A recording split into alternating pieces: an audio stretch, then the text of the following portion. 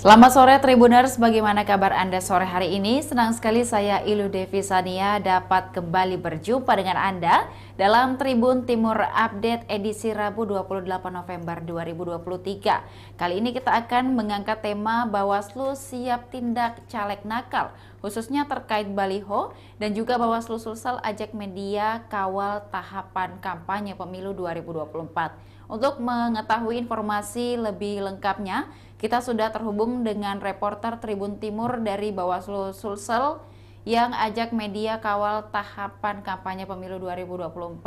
Ada rekan Erlan di sana. Selamat sore rekan Erlan. Selamat sore.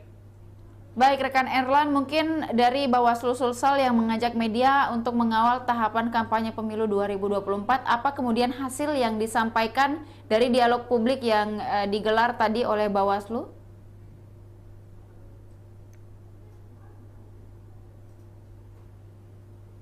Halo. Baik rekan Erlan, mungkin apa hasil dari dialog publik tematik yang diselenggarakan oleh Bawaslu Sulsel tadi, dan juga bagaimana Bawaslu kemudian mengajak media untuk sama-sama mengawal kampanye pemilu 2024? Baik, Lutfi. Jadi sebagaimana diketahui bahwa ini merupakan hari kedua tahapan kampanye dimulai. Namun tadi itu Bawaslu mengadakan dialog terbuka bersama dengan media nasional maupun media lokal yang berlangsung di Hotel De Maleo Makassar yang beralamat di Jalan Pelita, Kota Makassar. Dalam dialog ini menghadirkan tiga narasumber langsung yang diisi satu dari Komisioner Bawaslu Sulsel yakni Alamsyah, kemudian juga pakar politik dari Universitas Hasanuddin atau Unhas, Asrullah, dan juga mantan aktivis 98 yakni Suparno. Jadi ada berbagai hal yang didiskusikan tadi dalam forum dialog tersebut, terutama dengan pengawalan ketat terhadap pemilu 2024 mendatang yang akan berlangsung pada 14 Februari 2024. Dan terlebih yang ditekankan dalam forum diskusi di situ adalah bagaimana supaya Bawaslu dan media saling bersinergi dalam melaksanakan pengawasan pemilu khususnya di tahapan kampanye ini, karena salah satu yang menjadi edaran dari KPU maupun Bawaslu adalah mengenai pelanggaran-pelanggaran pemilu yang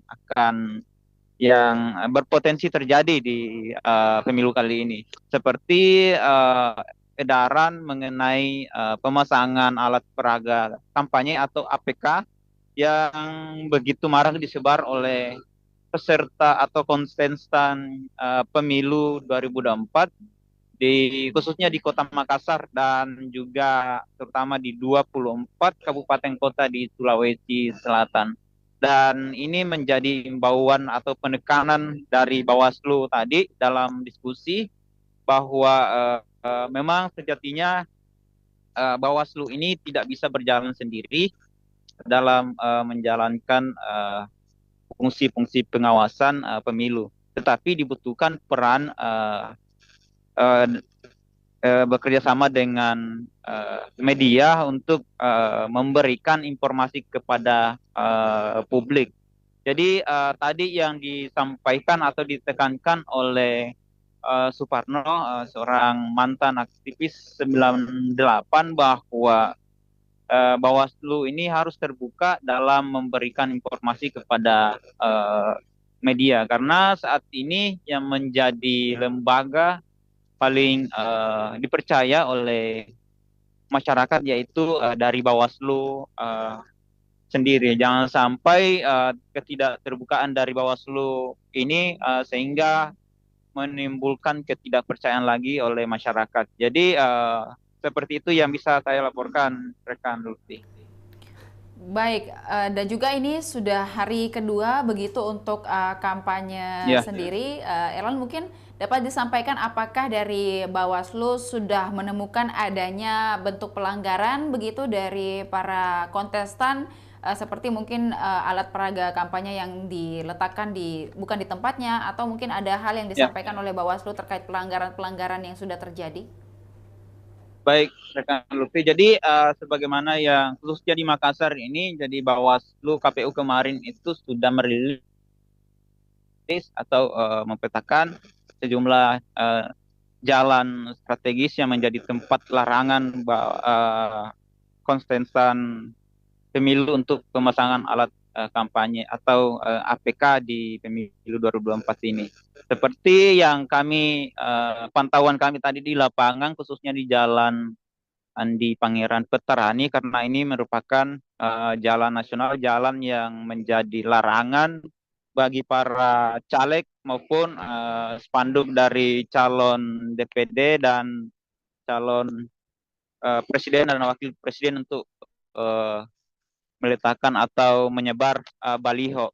Namun tadi pantauan kami di lapangan masih terdapat baliho yang melanggar atau tidak mengindahkan aturan yang diedarkan oleh Bawaslu dan KPU sendiri. Tetapi tadi kami juga wawancarai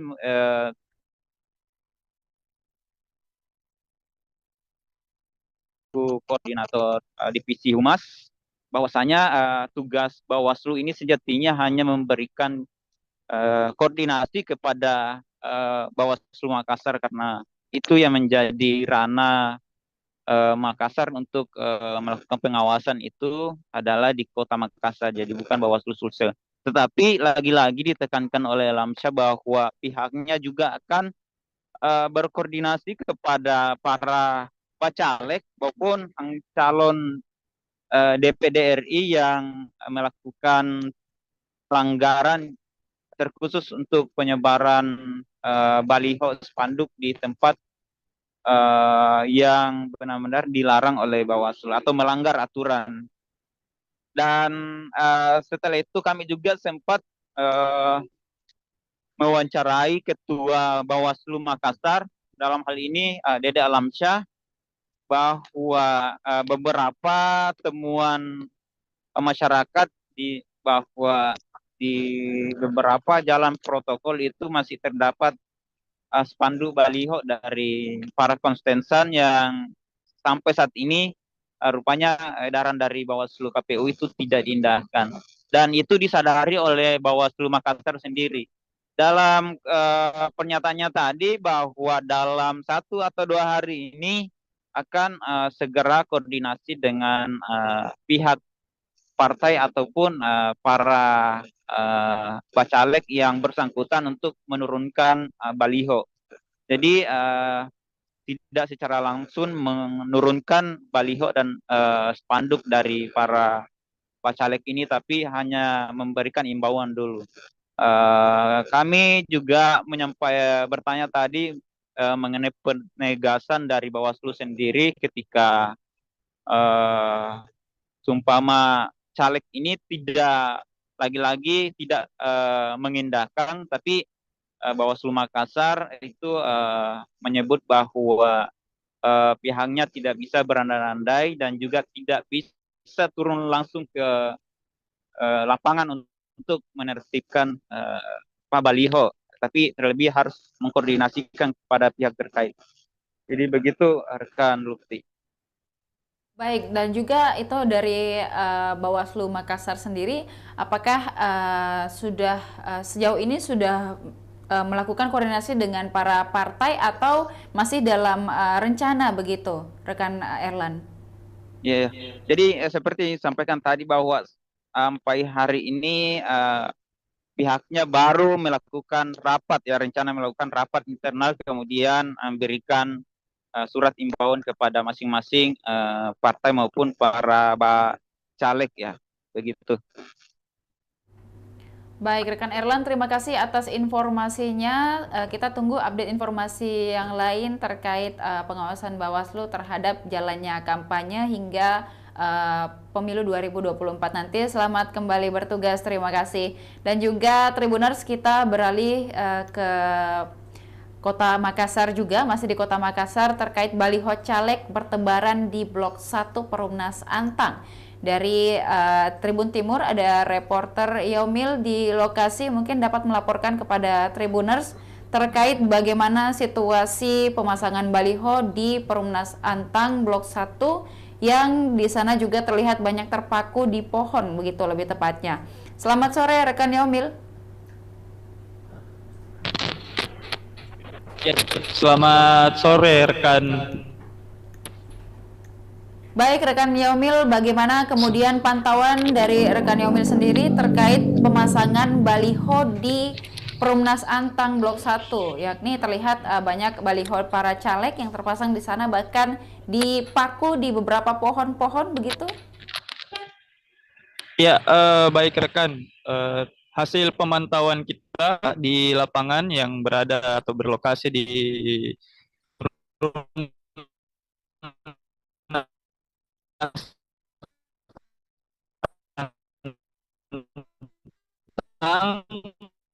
1 Kelurahan di Komnas Provinsi maupun DPRD RI. Memang di hari kedua kampanye ini caleg-caleg memasang alat peraga kampanye di beberapa lokasi. Namun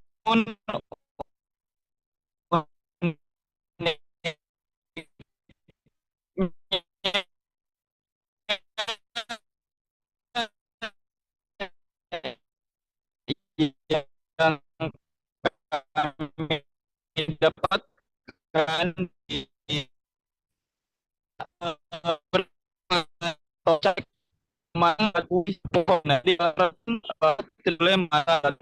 memperlihatkan bahwa masih banyak caleg yang memasang atau memakui pohon untuk memasang alat peraganya, Tribuners.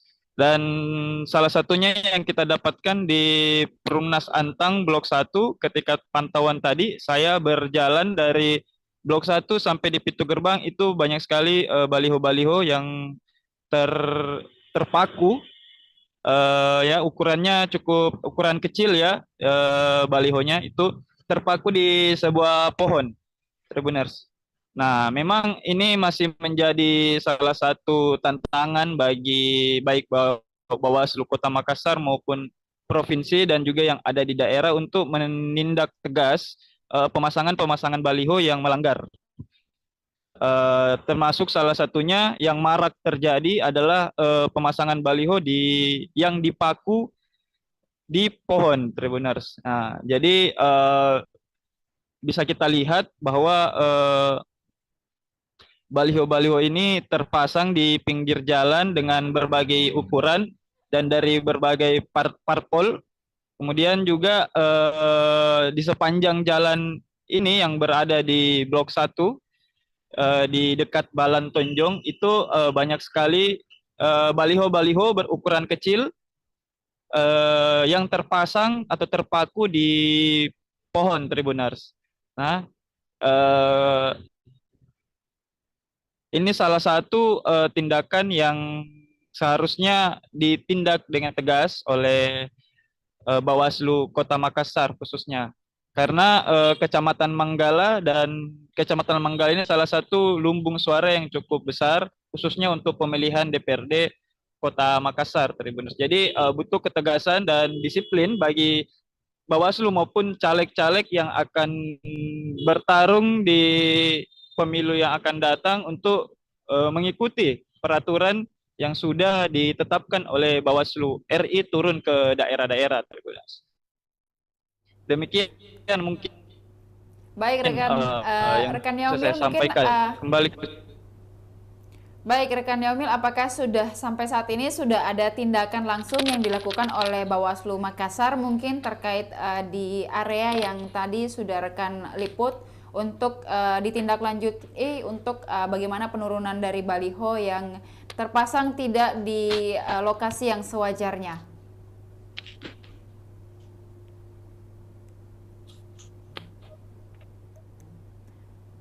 Baik, rekan Yaumil, suara saya dapat terdengar?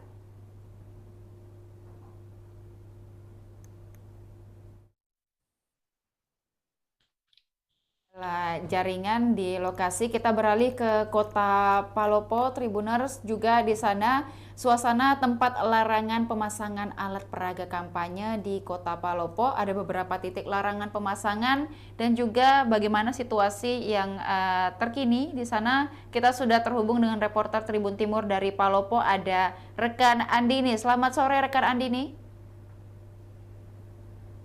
Selamat sore rekan Ilu. Baik, rekan Andini, dapat dilaporkan mungkin terkait bagaimana suasana tempat larangan pemasangan alat peraga kampanye di Kota Palopo, serta titik larangan pemasangan APK dan situasi terkini seperti apa?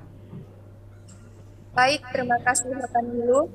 Jadi pada hari kedua proses kampanye dilaksanakan, di mana pada kampanye tahap pertama ini hanya boleh melakukan kampanye berupa pertemuan tatap muka, pertemuan terbatas, penyebaran bahan kampanye, pemasangan alat peraga kampanye, debat capres-cawapres, dan juga media sosial. Pada hari kedua ini, berdasarkan pantauan kami, di beberapa titik yang menjadi larangan pemasangan APK, terlihat tidak ada APK yang terpasang. Jadi semuanya masih tertib dan sesuai dengan regulasi yang ditetapkan oleh KPU. Berdasarkan pantauan Bawaslu juga bahwa sampai hari kedua ini belum ada pelanggaran yang didapatkan oleh jajaran Bawaslu Kota Palopo. Seperti itu rekan Ilu. Baik, dan mungkin dari lokasi-lokasi yang mungkin boleh begitu dijadikan untuk tempat para caleg atau para calon memasang APK, apakah juga sudah terlihat ramai bertebaran atau seperti apa kondisi di Kota Palopo, Andini?